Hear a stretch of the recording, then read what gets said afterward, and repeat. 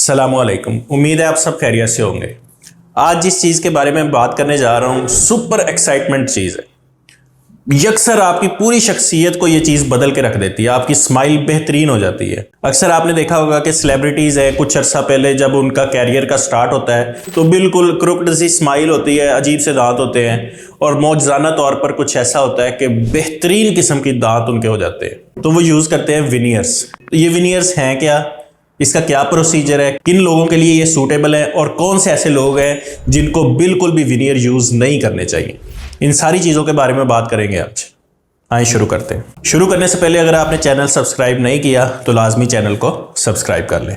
Dental veneers जो है ये शेल्स होते हैं पोर्सलिन के या जिरकोनिया के, जो हमारे दांतों की सामने की साइड पे लगा दिए जाते हैं। इसमें पूरे दांत को कवर नहीं किया जाता, सिर्फ जो सामने साइड नज़र आ रही होती है उस साइड पे लगाए जाते हैं। उससे स्माइल जो है वो बेहतरीन हो जाती है। बाज़ पेशेंट्स हमारे पास आते हैं कि दांत जो है हमारे येलो हैं, तो हम डायरेक्टली उनको वाइटनिंग का मशवरा देते हैं कि वाइटनिंग आप करवा लें। वाइटनिंग के बारे में अगर आप जानना चाहते हैं तो आपको लिंक डिस्क्रिप्शन में मिल जाएगा। उस वाइटनिंग से ही उनकी स्माइल बेहतरीन हो जाती है, बिल्कुल ओके। लेकिन बाज़ पेशेंट ऐसे होते हैं कि इवन अगर उनकी वाइटनिंग कर भी दी जाए लेकिन उसके बाद भी वो खुश नहीं होते कि कहीं कोई दांत टेढ़ा है, किसी की शेप नहीं ठीक, कोई कलर ऐसा है जो चेंज नहीं हो सका, या कुछ और मसाइल होते हैं, उनका आगे जाके मैं जिक्र करूंगा। वो कैंडिडेट होते हैं विनियर्स के लिए।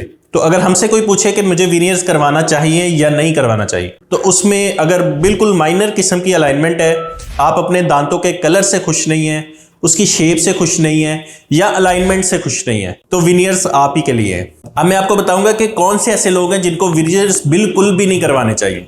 देखें, विनियर्स में दांत को सेव नहीं किया जाता, हल्की सी शेव ऑफ किया जाता है, सामने की साइड को हल्का हल्का कट किया जाता है और उस साइड पे दांत के ऊपर विनियर लगा दिया जाता है। अगर आपके दांत में कीड़ा लगा है, टूथ डिके है, टूटा हुआ है, तो विनियर नहीं हो सकता। इसके साथ साथ अगर आपको क्राउन की ज़रूरत है तो विनियर्स के साथ आपका काम नहीं चल सकता। आपको क्राउन, दांत को प्रिजर्व करने के लिए क्राउन ही पहनना पड़ेगा। अगली चीज़ है स्वेयर गम डिजीज़।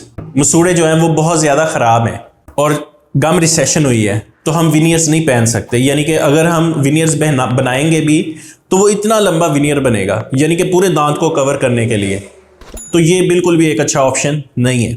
इसी तरह अगर पेरियोडोंटाइटिस है, मसूड़ों की बीमारी है और उसके साथ आपको डीप क्लीनिंग्स की ज़रूरत है, तो भी विनियर्स आपके लिए नहीं है। और बाज़ लोग ये समझते हैं कि ये ऑर्थोडोंटिक्स यानी ब्रेसेस का एक अल्टरनेटिव है, कि यानी अगर हम ब्रेसेस नहीं करवाना चाहते तो हम विनियर्स करवा लें। किसी हद तक ये बेहतर हल है, लेकिन हर एक के लिए नहीं है। अगर बहुत ज़्यादा क्राउडिंग है, दांत एक दूसरे के अंदर धंसे हुए हैं, बिल्कुल एक के पीछे एक दांत है, तो भी विनियर्स नहीं किए जा सकते। हर ऑर्थोडोंटिक केस के लिए विनियर्स एक ऑप्शन नहीं हो सकती। माइनर अलाइनमेंट है, विनियर्स से ठीक हो सकते हैं, लेकिन अगर स्वेयर क्राउडिंग है तो भी विनियर्स नहीं किए जा सकते। अब बात कर लेते हैं इसकी कॉस्ट की और इसके साथ साथ इसको प्रिजर्व करने के। अगर विनियर्स को एहतियात से इस्तेमाल किया जाए तो इसकी लाइफ ज़्यादा हो सकती है। अब उसमें एहतियात किस चीज़ की करनी है? जिस तरह हमारे नेचुरल टूथ हैं उनको प्रिजर्व करने के लिए हमें ब्रशिंग करनी चाहिए, फ्लॉसिंग करनी चाहिए, ताकि दांत जो है वो महफूज रहे। बिल्कुल इसी तरह विनियर्स के लिए भी है। अगर हमारे दांत सलामत होंगे तो विनियर्स की लाइफ खुद ब खुद बढ़ती जाएगी। लेकिन अगर टूथ डिके होता है, कीड़ा लगता है, प्रॉपरली मार्जिन साफ नहीं होते, वहां पे बैक्टीरिया एक्ट करते हैं और कीड़ा लगना शुरू हो जाता है, तो वो जो बैक्टीरिया अंदर जाएंगे उसके साथ क्या होगा कि जो उन दांत की और विनियर की बॉन्डिंग होगी वो टूट जाएगी और ये जो शेल है वो दांत के ऊपर से उतर के बाहर आ जाएगा। तो आप दो दांतों पे या एक दांत पे विनियर उतरा हुआ हो तो ये बहुत ज़्यादा एम्बेरसमेंट होती है। तो अगर आप विनियर्स चाहते हैं तो लाजमी है कि आप इस चीज़ का भी अहद करें, अपने आप से ये वादा करना होगा कि ओरल हाइजीन को बहुत अच्छे से हमने मेंटेन करना है। अगली चीज़ है कि इसकी कॉस्ट क्या है।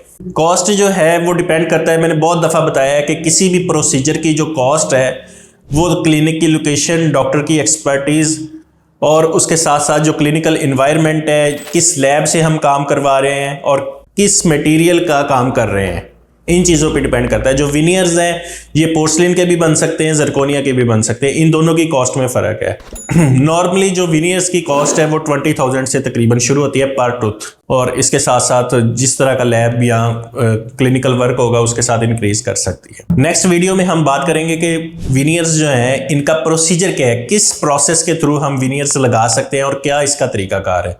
लाजमी चैनल को सब्सक्राइब करें, अपना बहुत सा ख्याल रखें। कोई आपका क्वेश्चन हो तो कमेंट बॉक्स में हमसे शेयर करें। Thank you.